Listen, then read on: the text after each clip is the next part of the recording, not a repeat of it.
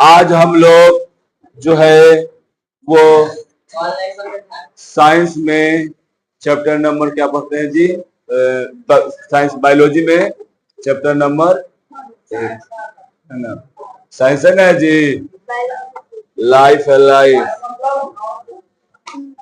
Life पढ़ रहे हैं हम लोग, लाइफ। समझा दो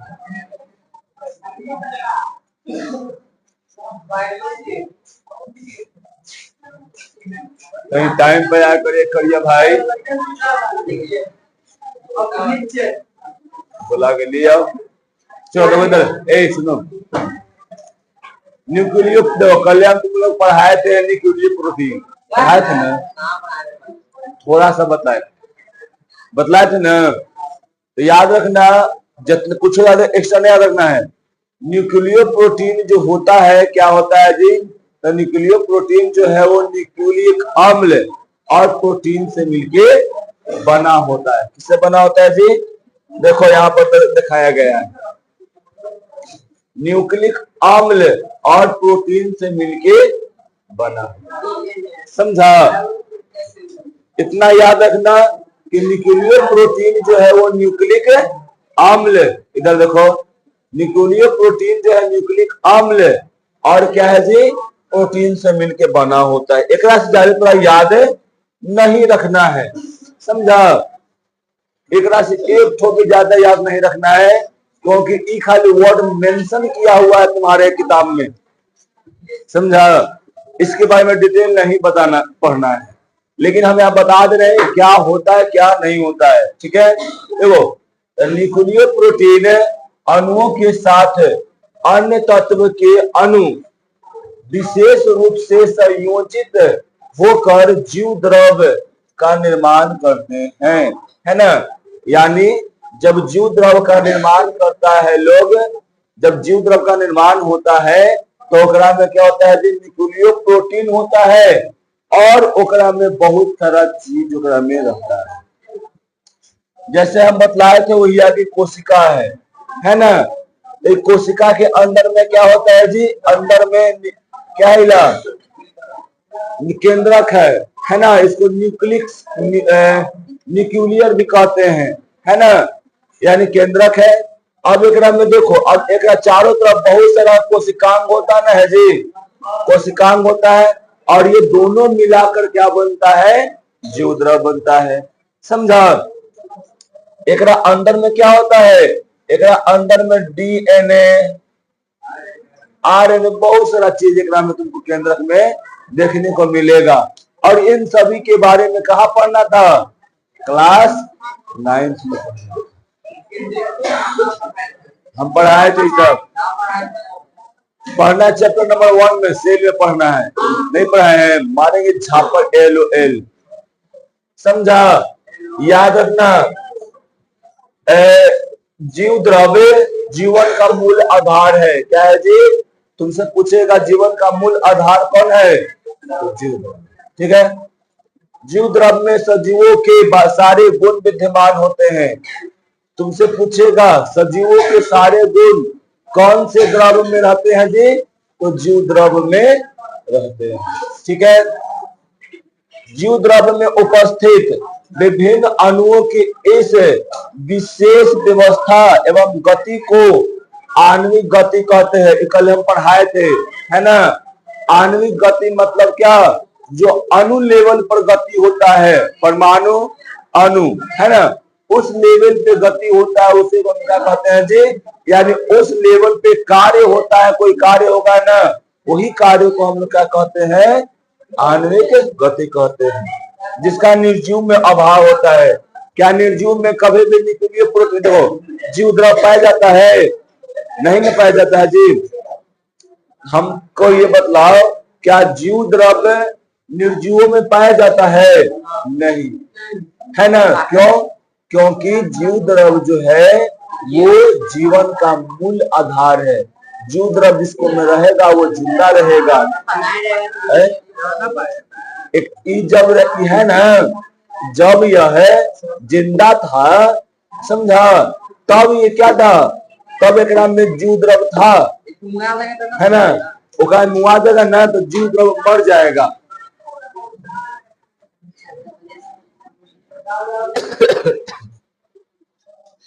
देखिए, मुझे अपनी बैंक की किताब दीजिए, बढ़ते बेरोजगारी का हिसाब दीजिए। दे रहे हैं। देखो, न्यूक्लियर प्रोटीन बनना कैसा होता है जी? तो प्रोटीन से और न्यूक्लिक एसिड से। न्यूक्लिक एसिड का मतलब क्या? डीएनए और आरएनए होता है ना?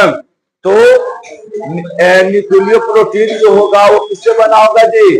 न्यूक्लिक अम्ल। और किससे बनता है जी? प्रोटीन से मिलकर बनता है। ये जीवों की कोशिकाओं में पाए जाते हैं। कहाँ पाया जाता है जी? जीवों के कोशिका में पाया जाता है। और आनुवांशिक जानकारी को संग्रहित आनुवांशिक का मतलब क्या? पहले हमको बताओ, डीएनए का फुल फॉर्म क्या होता है? Deoxy ribo nucleic acid. और आरएनए का क्या होता है जी? आरएनए। हाँ, क्या होता है? हाँ, राइबो न्यूक्लिक एसिड होता है। अब देखो, ये दोनों जो है ना छोटो, ये दोनों आनुवांशिक गुण। आनुवांशिक गुण का मतलब जानता है सोनू? हाँ, जानता है आनुवांशिक गुण का मतलब? ना यही ना कहते हैं कि 9 पढ़ना चाहिए। देखो, आनुवांशिक गुण का मतलब होता है कि तार दादा से तार पापा में गुण आयल, तार पापा से तोरा में गुण आयल, वही क्या है? आनुवांशिक गुण। यानी एक तरह से बोलते हैं कि खानदानी गुण है। क्या है जी? खानदानी गुण है ना? यानी यह जो है क्या है? यानी देखना, कतना जो होता है ना, कतना लेकर के आदमी बोलता है कि एकदम हु बहु का पप्पा वाला मुंह है, तो कैसे रहता है? नहीं बोलता है, मिल जाता है हल्का हल्का, समझ लो, हल्का हल्का जो है वो मिल जाता है, समझा? तो क्यों मिलता है? क्योंकि वह जो होता है आदमी का ओकर यानी ओकर पापा से गुण जो है वो डीएनए के माध्यम से क्या आया है जी? ओकरा में आया है, उस लड़का में आया है, समझा? इसलिए कहा जाता है कि वो क्या है? वह अपने पापा के जैसे या दादा के जैसे या मतलब किसी और मतलब जिसको जैसे कंपेयर करता है, मतलब वो दिखता है वैसा। ठीक है, तो याद रखना, आनुवांशिक का मतलब क्या? खानदानी गुण। ठीक है, संग्रहित का मतलब क्या जी? इकट्ठा करना या उसको संग्रह करके रखना। और प्रसंस्करण का मतलब क्या?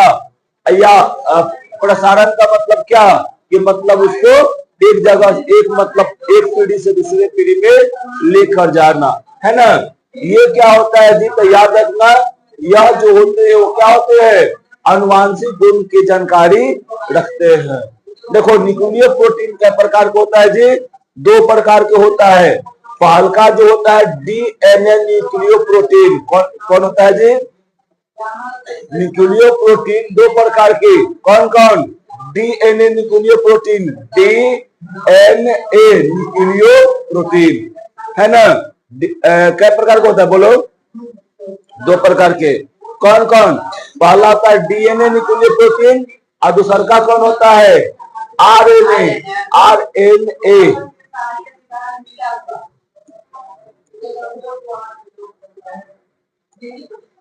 आरएनए न्यूक्लियो प्रोटीन, ये 2 प्रकार के होता है, समझा जी? पहला कौन होता है? डीएनए न्यूक्लियो प्रोटीन और दूसरा का कौन होता है जी? RNA nucleo protein. तो 2 प्रकार के न्यूक्लियो प्रोटीन होता है, समझ में आ रहा है? बोलो, 2 प्रकार के न्यूक्लियो प्रोटीन होता है, समझ में आया? कभी समझना कुछ याद रखो, 2 प्रकार का होता है ना? संज्ञा क्या प्रकार का होता है जी? 5 प्रकार के। तो याद रखता है ना? एक हमें याद कुछ करना है। न्यूक्लियो प्रोटीन 2 प्रकार के होते हैं। पहला कौन है जी? डीएनए न्यूक्लियो प्रोटीन और दूसरा का कौन है? आरएनए न्यूक्लियो प्रोटीन, समझा? एक में देखो, यह डीएनए जो है ना, डीएनए और प्रोटीन के संयोग से बनता है। सुनो ए लड़का, यह जो प्रोटीन है, यह जो न्यूक्लियर प्रोटीन है, डीएनए न्यूक्लियर प्रोटीन है, यह किससे बनता है जी?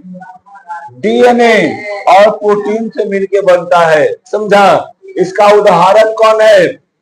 डीएनए न्यूक्लियर प्रोटीन का उदाहरण कौन है जी?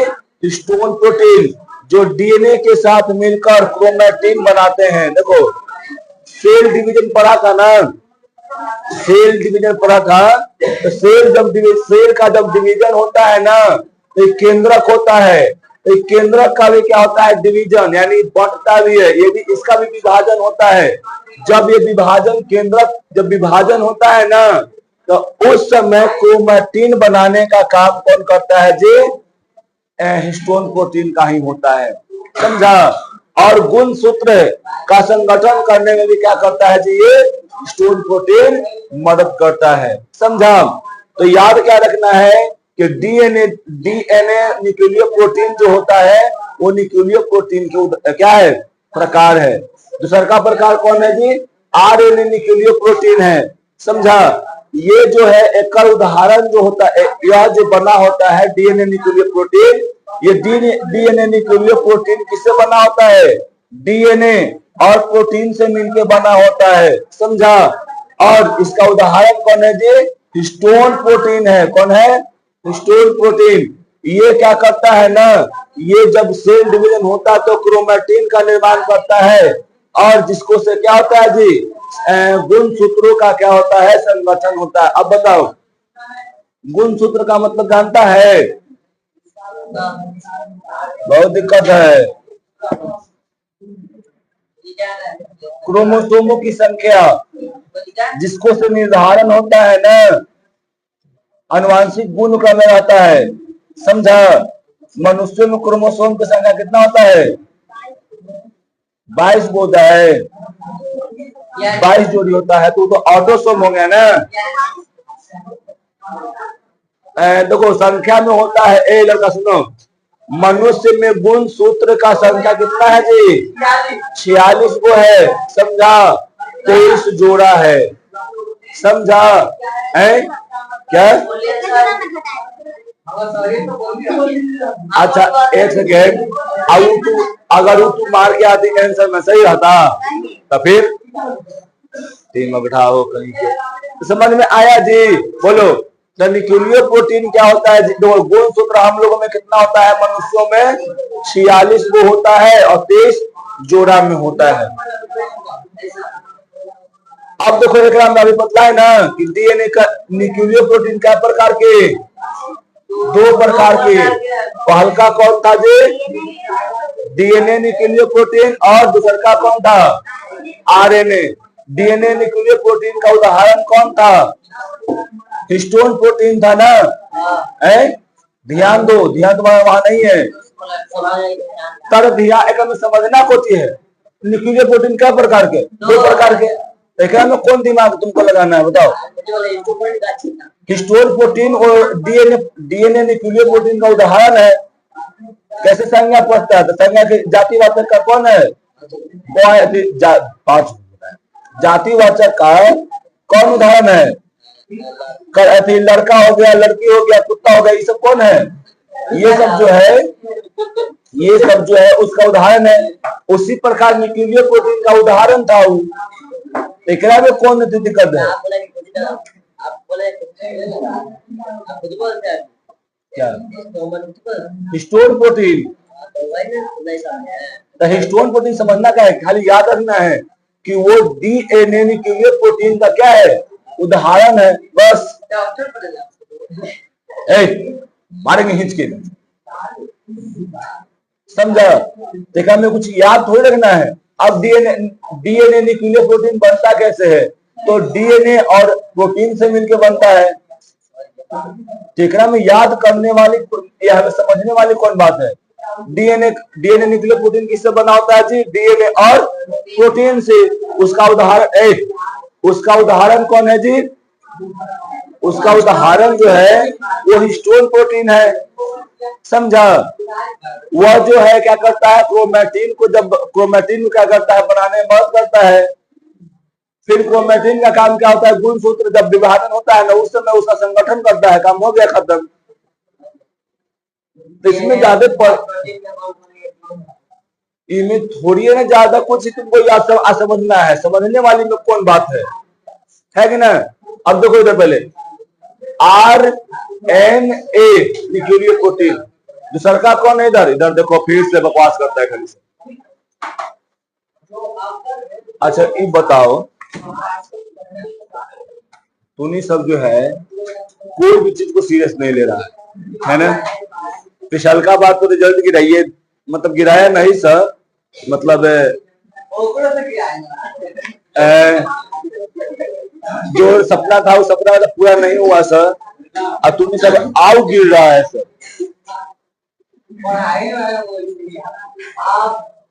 ये बताओ एक सेकेंड तुम सुनो,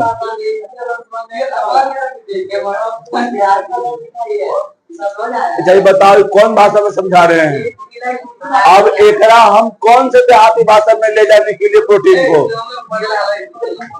है, न्यूक्लियर प्रोटीन को हम कौन से भाषा में ले जाएं।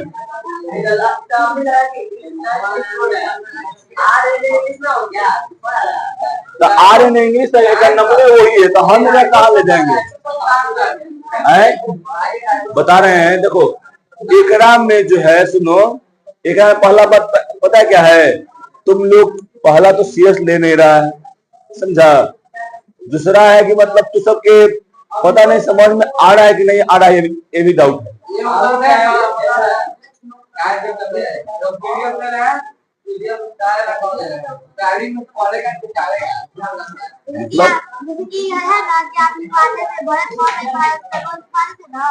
वही ठीक था, और वो पीडीएफ दे देते हैं ना तो पहले उतारेंगे कि तो उतारने के कोई कह रहा है तुम लोग को, हम ये नहीं बोल रहे हैं, जो पीडीएफ दिए है ना मानव नेत्र वो वाला, वही उतारने में टाइम चला जाता है। तो उसको पढ़ने के लिए कहे हैं, उतारने के लिए कहे हैं।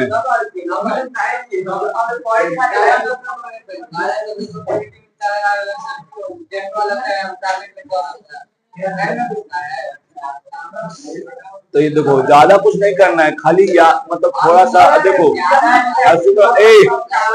ए लड़का एगो अभी रील में पूरा एकदम वायरल हो रहा है, पूरा एकदम खाली चल रहा है ऐसे है ना, कि अगर तुमको हीरा की प्राप्ति करना है, अगर तुमको हीरा की प्राप्ति करना है तो सोना को त्यागना पड़ेगा, समझा।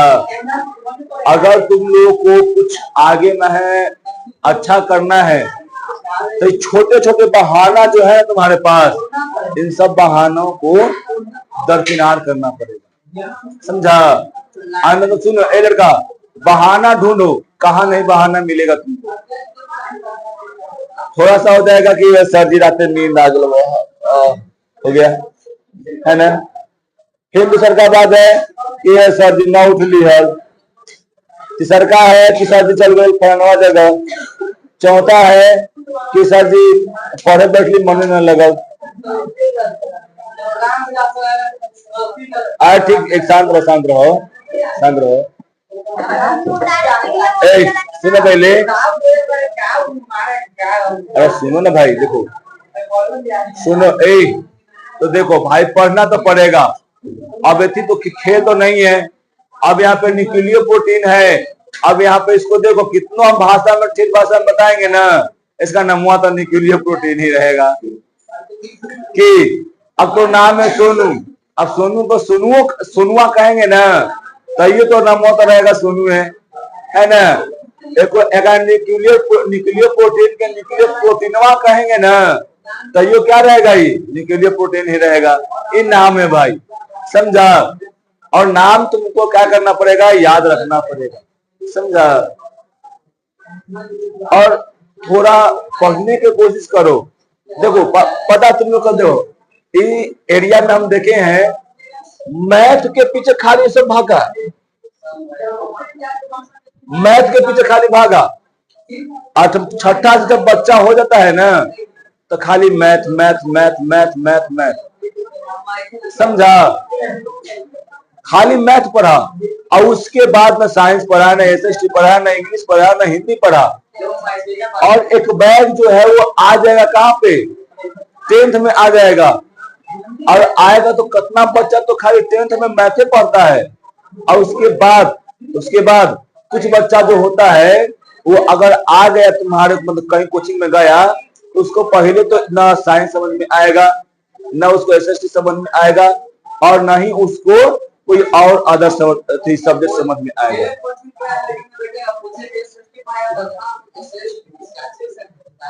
वही ना, अब सोचो पहले उस सबका लेवल कहाँ भाग रहा है।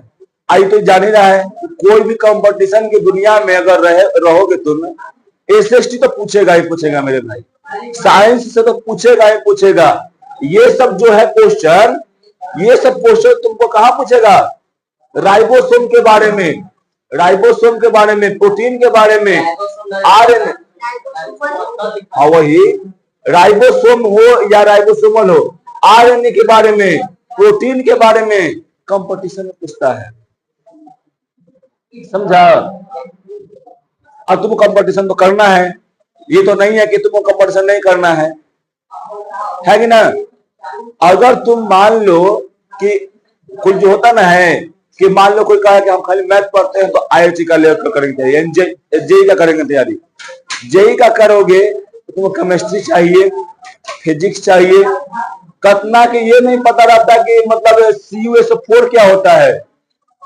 एकदम पक्का तू एकदम सुन ले, तुम लोग एकदम CuSO4 हो नहीं है ना। अच्छा तुम बताओ क्या होता है, नीरथ होता है, क्या होता है CuSO4 का मतलब छोटे सांद्रो नहीं पता है, अब समझ लो क्या है। अब सोचो पहले जो जिसका लेवल जो है वो ए लड़का, जिसका लेवल जो है वो एगो सूत्र याद करने का भी नहीं है, पूछ देंगे कितना को हम पक्का गारंटी के साथ कर रहे हैं, बोल तो करिए भाई ये क्या है, ये क्या है, इसका नाम क्या है,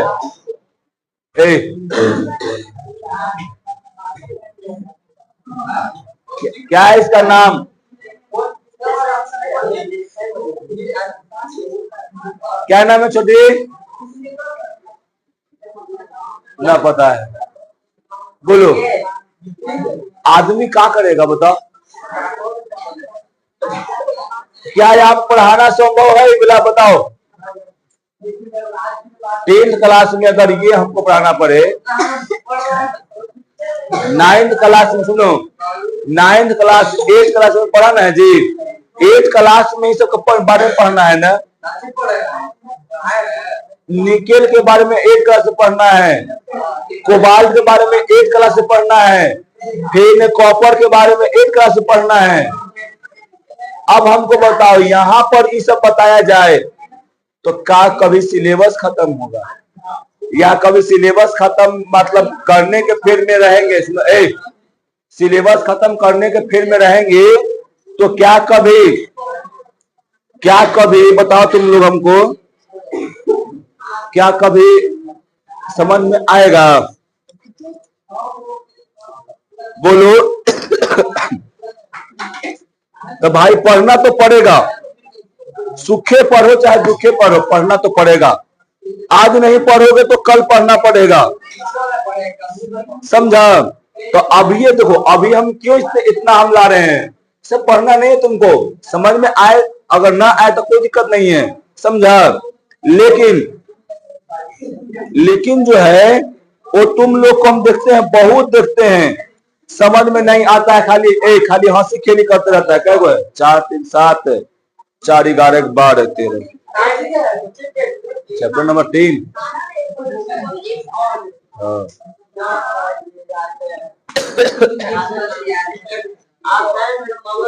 सुना तो पहले शांत रहो।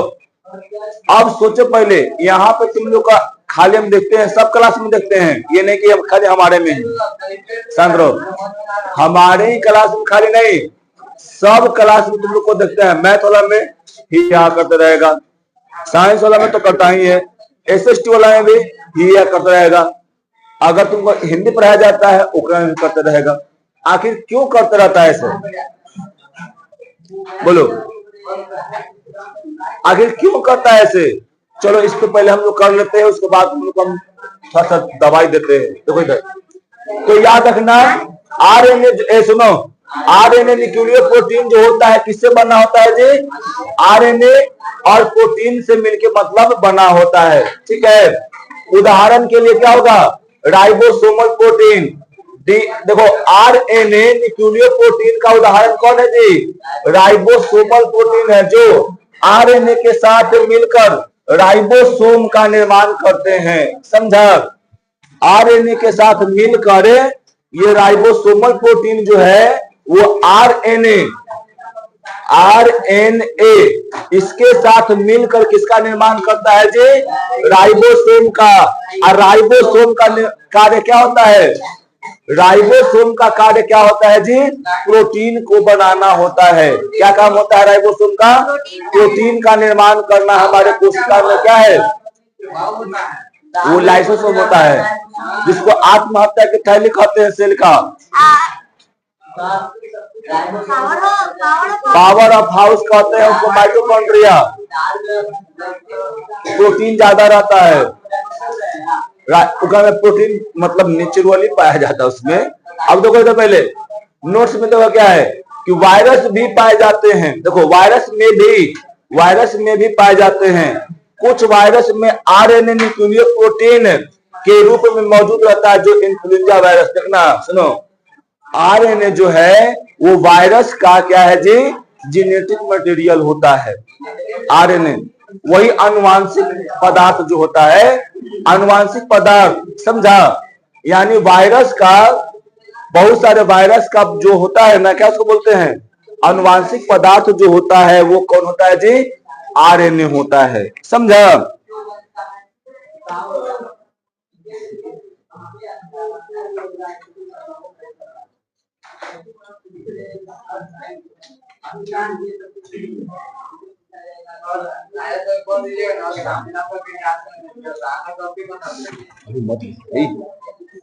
अब देखो तो पहले, तो वायरस में भी क्या होता है जी? आरएनए तुमको मिलेगा, समझा?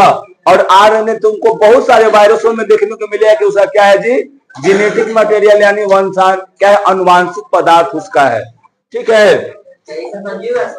हाँ, क्या नहीं, इन्वायरमेंट वाला बात बता दे ना वायरस की, वो कंडीशन के आधार पर होता है। देखो, जीवों में एक सुव्यवस्थित एवं निश्चित संरचनात्मक व्यवस्था होती है ना? देखो हम तुमको बतला रहे हैं, पहला बात बताओ, हम लोग का शरीर जो होता है वो कैसे बना होता है? बहुत सारे कोशिकाओं से मिलकर बना होता है। तो याद रखना, सभी देखो कोशिकाएं सभी जीवों के संरचनात्मक और क्रियात्मक क्या होता है जी? इकाई है, समझा? हम लोग के इकाई कौन है जी? संरचनात्मक और क्रियात्मक इकाई कौन है? कोशिका है। कोशिका यानी बोलेंगे कि शरीर के सबसे छोटा इकाई कौन है जी? तो कोशिका होता है। बहुत सारे कोशिकाओं से ही मिलकर हम लोग का क्या बन पाता है जी? शरीर बन पाता है, समझा? कोशिका से मिलकर क्या बनेगा? कोशिका से मिलकर बनेगा, बहुत सारे कोशिका से मिलकर क्या बनेगा जी? उत्तक बनेगा। बहुत सारे उत्तकों से मिलकर अंग बनेगा। अंग से बन के क्या मिलेगा जी? अंग तंत्र बनेगा, और उससे फिर क्या बन जाता है? शरीर का निर्माण होता है। तो शरीर का निर्माण ऐसे होता है जो 9th क्लास में बढ़िया से पढ़ाया गया था, समझा? तो यहाँ पे हम पूरे डिटेल से नहीं, यहाँ पे सिर्फ वर्ड आया है, उस वर्ड को हल्का सा बोल सकते हैं, बाकी तुमको 9th क्लास में पढ़ना था, ठीक है? बढ़िया से बात है, 1 महीना तीर के ले गए थे उस चैप्टर को, समझा? अब देखो उसके बाद कोशिकाओं के समूह को उत्तक, देखो उत्तकों से अंग, और अंग से अंग तंत्र, और फिर उसके बाद क्या होता है? वो जीव का निर्माण होता है, यानी एक जीव के शरीर का निर्माण होता है। जीवों में सबसे बड़का है नहीं, वो तो सेल हो गया ना, है अंग तंत्र जो है आहार नाल यहाँ से लेके एनस तक होता है, ठीक है? हाँ, पैपुआ पाचन तंत्र, अब देखो सुनो, इसके बाद जीवों में संचालित होने वाले आवश्यक जैविक क्रियाएं इन्हीं अंग तंत्रों से होता है। जैसे में मान लो कि खून का यानी ब्लड का सर्कुलेशन, देखो नहीं, ब्लड का सर्कुलेशन वाला सबसे लंबा होगा, परिवहन पूरा बॉडी में ना फैला हुआ है जी, है ना, और उसकी तो 10 मीटर करना होता है, यह जो न 10 मीटर 8 से 10 मीटर का होता है, आहार नाल जो होता है वो 8 से 10 मीटर का होता है, समझा। लेकिन जो होता जो परिवहन वाला होता पूरा बॉडी में रहता है तो ज्यादा लंबा हुआ, समझा। और सबसे लंबा कोशिका जो बोलेगा ना, तो हमारे शरीर में कौन है सबसे लंबा कोशिका? तो तंत्रिका कोशिका है, समझा, तंत्रिका कोशिका। ये सब याद रखना मेरे भाई, ठीक है। तो जीवों में कोई भी चीज को संचालन करने के लिए होता है तो यही अंग क्या करता है, मिल के उसको संचालित करता है, समझा। कोई दिक्कत? तो याद रखो इतना भर। अब उसके बाद देखो जीवों में होने वाले जैव प्रक्रम के विश्लेषण, याद रखो क्या होता है ना कि जैविक प्रक्रियाओं के संचालन, वृद्धि, टूट, या देखो हम लोग के शरीर में कुछ जो होता है कोशिका टूट जाता है, कुछ कोशिका जो होता है कहीं पे कट जाता है, कहीं पे फट जाता है। तो उन सभी चीजों को भरने के लिए, उन सभी चीजों को रोकने के लिए जीवों में क्या चाहिए जी? ऊर्जा की आवश्यकता होती है ना। और ऊर्जा की जो आवश्यकता होता है वो ऊर्जा कहाँ से मिलेगा हम लोग को? हम लोग जब उसको क्या करेंगे, खाना खाएंगे, है ना, तो उसको पाचन होगा, तो पाचन क्रिया के दौरान क्या मिल जाएगा हमको? ऊर्जा की प्राप्ति होती है।